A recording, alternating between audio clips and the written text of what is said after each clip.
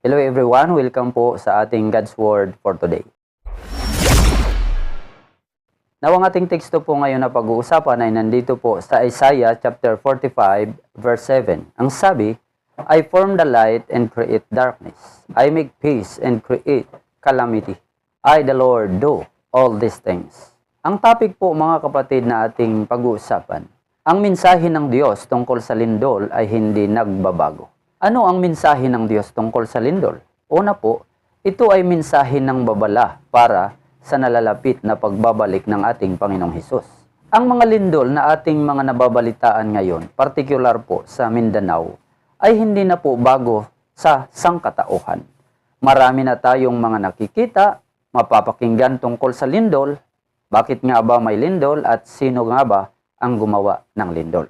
Alam naman natin na walang tao ang may kakayahang gumawa ng lindol, kundi ang Diyos lamang. At ito ay may natatagong mensahe para sa lahat. Halimbawa na lang ang sinabi ng ating Panginoong Hesus sa Mateo 24:3. Noon si Hesus ay nasa bundok ng mga olibo.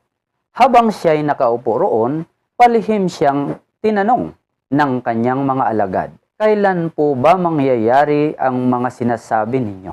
Ano po ang magiging palatandaan ng inyong muling pagparito at ng katapusan ng mundo? Sinagot ito ng ating Panginoong Hesus sa verse 7, tungkol po sa mga palatandaan. Ang sabi dito, maglalaban-laban ang mga bansa at gayon din ang mga kaharian. Magkakaroon ng tagutom at lilindol sa maraming lugar. So, ibig sabihin na ang mensahe ng lindol ay nagpapaalam na malapit na ang pagdating ng ating Panginoon ayon mismo sa sinasabi ni Hesus na isa ang lindol sa mga palatandaan. Kung isa pala ang lindol sa mga palatandaan para sa nalalapit na pagbabalik ni Hesus, ano ang nais iparating nito sa tao? Ang nais iparating nito sa tao na may panahon pa para maghanda, may panahon pa para ayusin ang buhay at maglingkod na sa Diyos ng may katapatan. Kaya mga kapatid, ang lindol na ating nababalitaan ngayon ay isang paalala at babala na kailangan mo nang maglingkod sa Diyos hanggat hindi pa dumating si Hesus bilang paghahanda. So ang mensahe ng Diyos tungkol sa lindol ay hindi nagbabago. Ano ang mensahe ng Diyos tungkol sa lindol? Ang una, ito ay mensahe ng babala para sa nalalapit na pagbabalik ni Hesus. Pangalawa, mensahe rin ito ng galit ng Diyos at disiplina. Ang dahilan kung bakit galit ang Diyos dahil ito sa kasalanan. Dahil ito sa sukdulan na ang pagkakasala ng tao. Maraming nagbingi-bingihan, maraming nagbubulag-bulagan, nagtutulog-tulugan. Iniiwasan ang katotohanan. Walang takot sa Diyos at ayaw maniwala sa katotohanan. Kaya ang lindol ay isa rin sa palatandaan ng galit ng Diyos sa tao o sa isang lugar. At minsan dahil sa kanyang galit ay may ipinahintulot siyang buhay na masawi. Minsan naman ay pagdidisiplina lamang upang ikaw ay mapukaw o matauhan sa katotohanan. Sa awit 18:7, ganito po ang sinabi, ang buong lupa ay nauga at nayanig. Pundasyon ng mga bundok ay nanginig sapagkat ang Diyos ay galit na galit. Dito naman po sa Isaiah chapter 45 verse 7 sa ating teksto, I form the light and create darkness. I make peace and create calamity. I, the Lord, do all these things. Hindi naman ibig sabihin na dahil nagalit na ang Diyos, kaya pinalindol niya, ay mamamatay na ang tao. Kundi ito ay isang paalala na may Diyos na makapangyarihan at walang pwedeng kumalaban sa kanyang kadakilaan.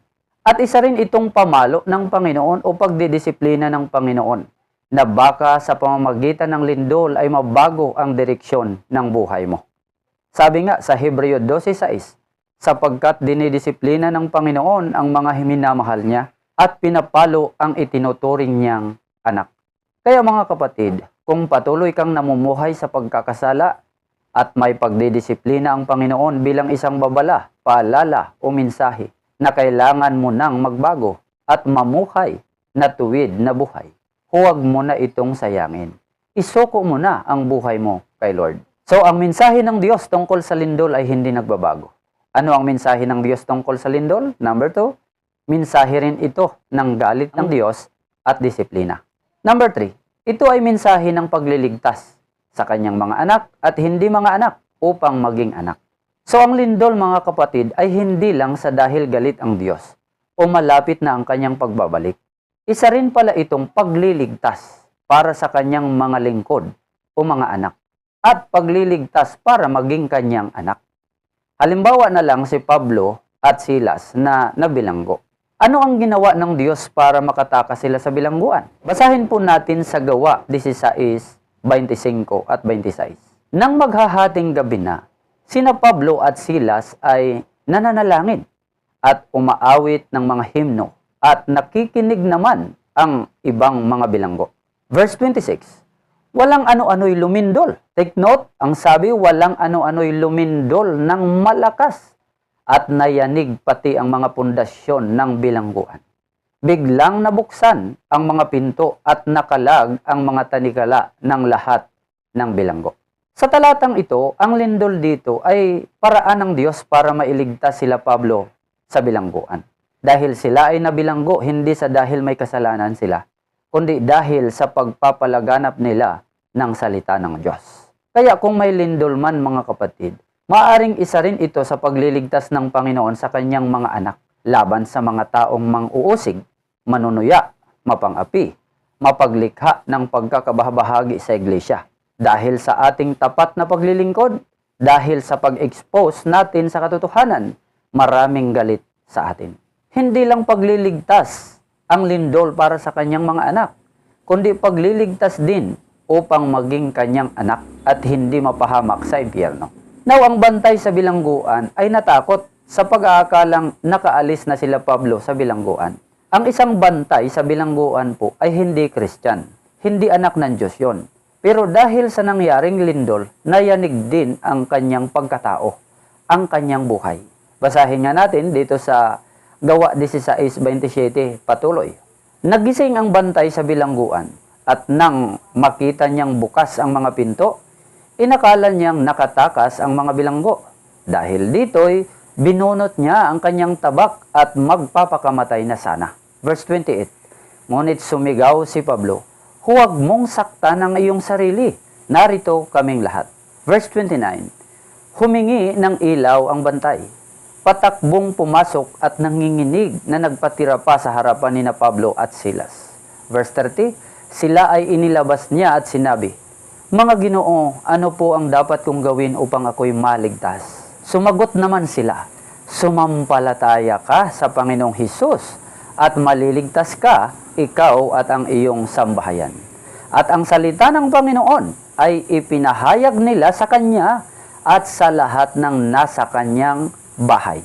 So, ang isang bilanggo mga kapatid, dahil sa lindol ay napangaralan, naturuan ang salita ng Diyos, sumampalataya, at naligtas at ang buong pamilya dahil isinuko nila sa Panginoon ang kanilang buhay. Para sa iyo kapatid, kung nasa lugar ka ngayon na nakaranas ng lindol, kung isa ka sa mga tao na nandoon sa may Jollibee, o kung isa ka sa mga teacher o batang nandoon sa school na inalog ng 7.8 magnitude na lindol dyan sa Mindanao, para sa iyo, ano ang mensahe ng Panginoon sa buhay mo? So, ang mensahe ng Diyos tungkol sa lindol ay hindi nagbabago. Ano ang mensahe ng Diyos tungkol sa lindol? Review muna tayo sandali. Number 1, ito ay mensahe ng babala para sa nalalapit na pagbabalik ni Jesus. Pangalawa, mensahe rin ito ng galit ng Diyos at disiplina. Number 3, ito ay mensahe ng pagliligtas sa kanyang mga anak at hindi mga anak upang maging anak. Para naman po sa ating application, mga kapatid, nalaman natin ngayon na puno ng mensahe ang Panginoon sa pamamagitan ng lindol. Nawa ito ay magsilbing babala, paalala, disiplina at pagliligtas ng ating Panginoon. Isa itong pagpapakita ng pagmamahal na nais ng Diyos na ang lahat ay maghanda sapagkat walang taong kayang kalabanin ang Diyos sa kanyang kadakilaan. Mas makabubuting tayo ay magpakumbaba sa kanyang harapan at buong puso nang maglingkod sa kanya at mamuhay na tuwid sa kanyang harapan. Hanggat may panahon pa, ibigay mo na ang iyong buhay sa Panginoon. Isuko mo na ito upang ikaw ay maligtas at magkaroon ng katiyakan para sa buhay na walang hanggan.